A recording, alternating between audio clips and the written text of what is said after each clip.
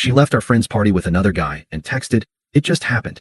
I replied, "Okay," and blocked her. Now her new guy humiliated her online, and she's begging our friends to talk to me. Hey viewers, before we move on to the video, please make sure to subscribe to the channel and hit the like button if you want to see more stories like this. Thanks.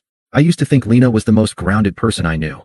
She wasn't loud or dramatic when we first started dating. She was warm, funny, and the kind of girl who could make any night feel special with a sarcastic one-liner and a smile that made me forget how tired I was from work. For almost 2 years, I thought we had something solid. We shared friends, hobbies, and even talked about moving in together once my promotion went through. But somewhere along the way, she started to change, or maybe she was just showing me who she really was. It started small. Nights where she'd scroll through her phone while we watched movies, half smiling at texts she wouldn't show me. Group photos on Instagram that I wasn't tagged in. I'd ask about it, and she'd roll her eyes and say things like, "You're too sensitive, Ethan," or "Not everything's about you." At first, I believed her. I told myself I was overthinking.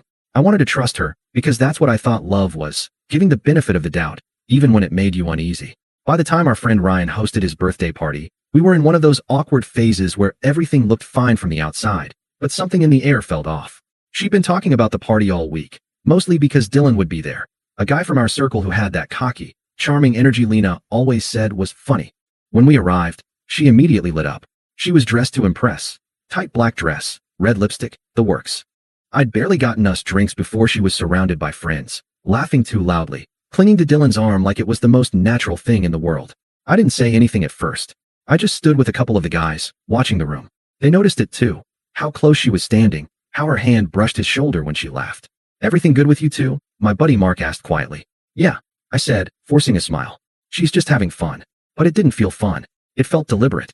Later that night, I found her in the kitchen, leaning against the counter while Dylan poured her another drink. Her laugh was high and breathy, the kind she used when she wanted attention. "Hey," I said, keeping my voice steady. "I'm heading out soon. I've got work in the morning." She looked at me like I'd just interrupted something important. "Already? The night just started." "Yeah, but I've been up since 5. You coming?" She glanced at Dylan, then back at me. "I'll catch a ride later. Everyone's still hanging out. Don't be such a dad." The way she said it, dismissive, half mocking, made the back of my neck heat up. But I didn't want to cause a scene. I just nodded, set my drink down, and said, "All right, text me when you get home." "Relax," she said, rolling her eyes. "I'll be fine." I left quietly. No argument, no guilt trip, just the hollow silence of someone realizing he wasn't being chosen anymore. When I got home, I sat on the edge of my bed, staring at my phone. No messages. I tried to tell myself she'd call soon, that she'd take a cab home after a couple more drinks. But deep down, I already knew something wasn't right. I fell asleep around 2, still refreshing my messages every few minutes. By the time I woke up the next morning, her side of the bed was still empty. And that was the moment I stopped pretending everything was okay. When I woke up, the sun was already high. My head was pounding, but not from alcohol, from that hollow, restless kind of sleep you get when something's wrong. I reached for my phone out of habit, hoping to see a missed call or at least a text from Lena saying she'd gotten home safe. Nothing, just silence. I checked the time, 10:47 a.m. She hadn't texted, called, or even posted anything online.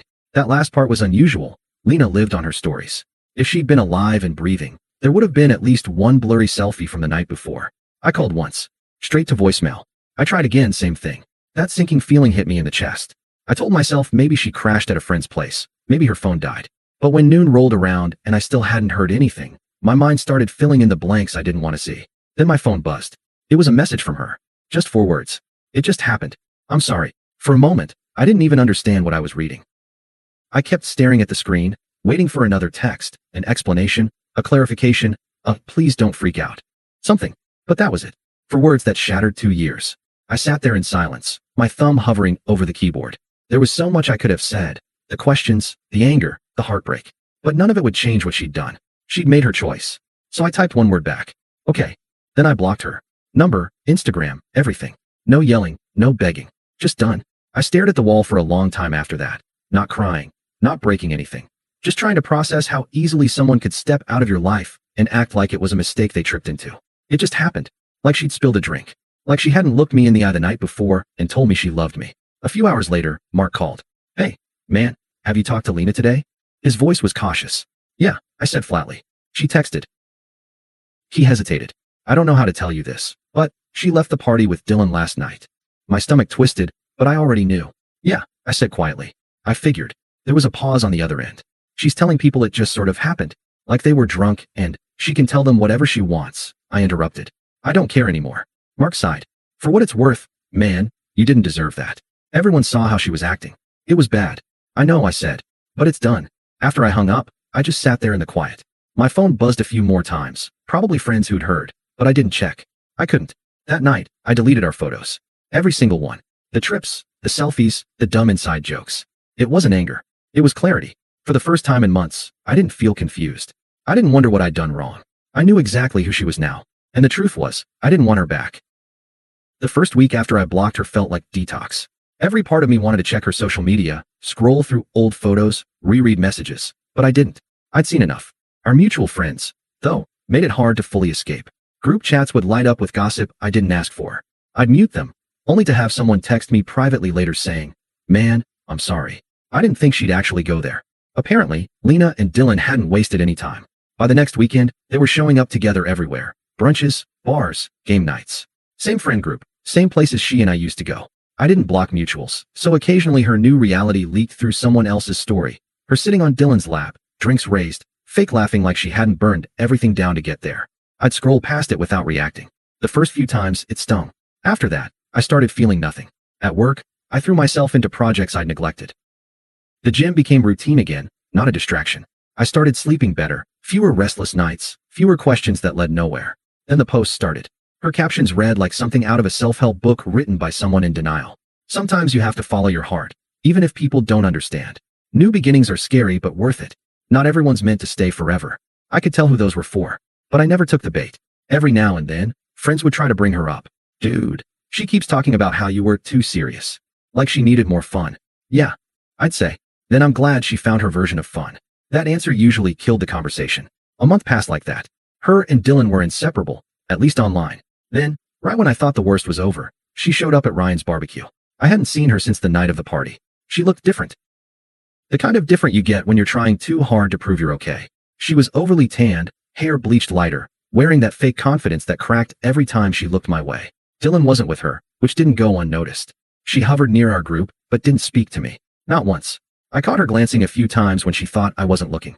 But I didn't give her anything. No acknowledgement. No reaction. Just kept talking to friends like she wasn't even there.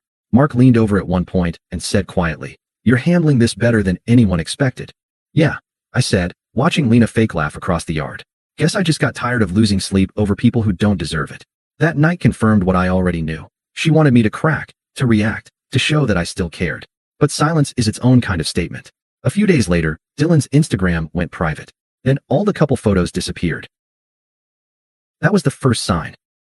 The second came when I overheard from another friend that they'd been fighting constantly. Something about him calling her clingy and too much. I didn't smile when I heard it. I didn't gloat. I just felt a quiet satisfaction that had nothing to do with revenge. She was learning, in real time, what it meant to throw away something real for attention. And karma, I realized, doesn't always need your help.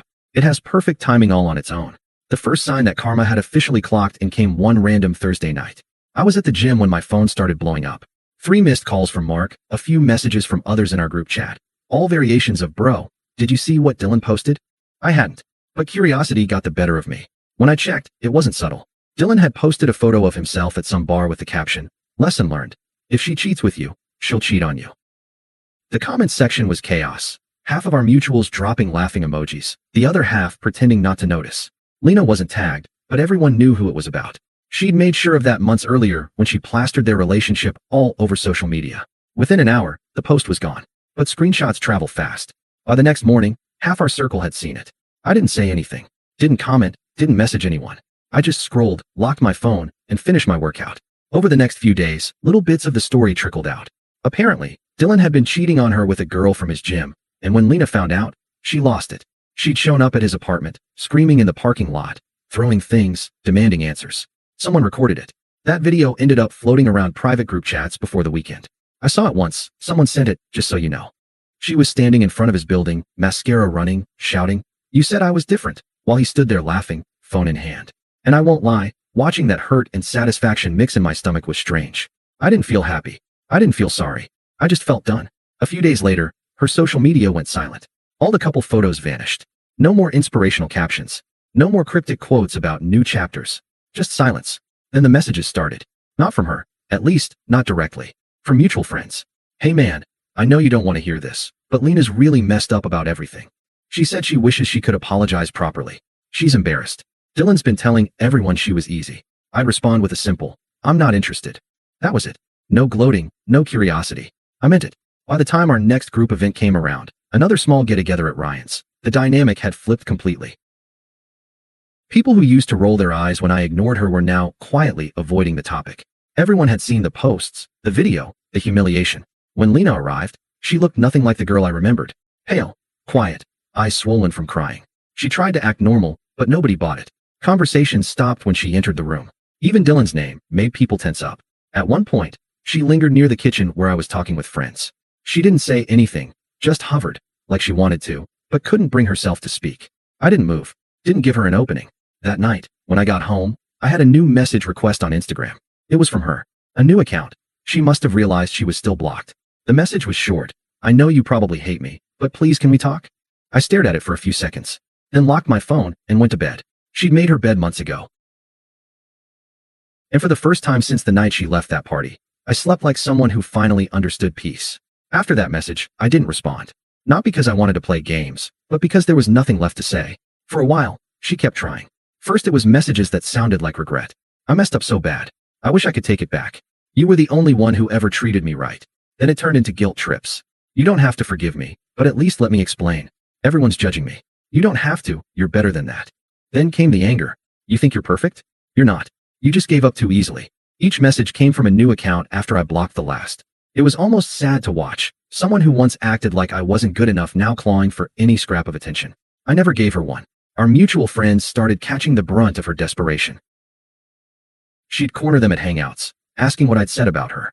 When they told her, honestly, that I hadn't said anything at all, she got even angrier. Apparently, that silence hurt her more than anything I could have said. Ryan told me later, dude, she's obsessed. She keeps asking if you've moved on, if you're seeing someone. She said she just wants closure. Closure's what she got when I blocked her. I said. By that point, most of our friend group had distanced themselves from her. Not because I asked them to, I never did, but because the constant drama wore everyone down.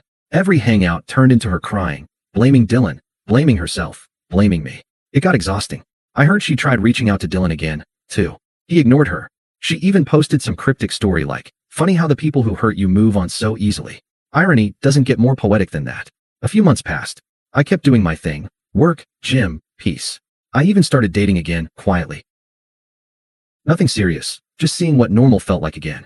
One Saturday, at another mutual event, I saw her for the first time in months. She looked worn down, not just tired, but empty. She saw me too, froze for a second, then looked away. Later that night, as I was leaving, she walked over. Her voice was soft, shaky. Hey. I stopped. Hey. I just wanted to say, I'm sorry. For everything. I nodded once. I know. That's it? She asked, a little desperate. What else is there? I said. She swallowed, tears already forming. I thought maybe we could start over someday. I looked at her for a moment. Not angry, not bitter, just detached. I think we already ended the way we were supposed to, I said. Take care of yourself. Then I turned and left. No big speech. No revenge. No drama. Just quiet closure. The next day, Mark texted me saying, you're a better man than most. I would have destroyed her, but I didn't need to. Life already did that for me. Publicly, painfully, and in perfect symmetry. She left a party with another guy and said, it just happened. And when it all came crashing down, she learned that it just happened works both ways. Because me moving on, that just happened too. Thanks for watching. Make sure to subscribe to the channel and hit the like button. What do you think about this story? Share it in the comments.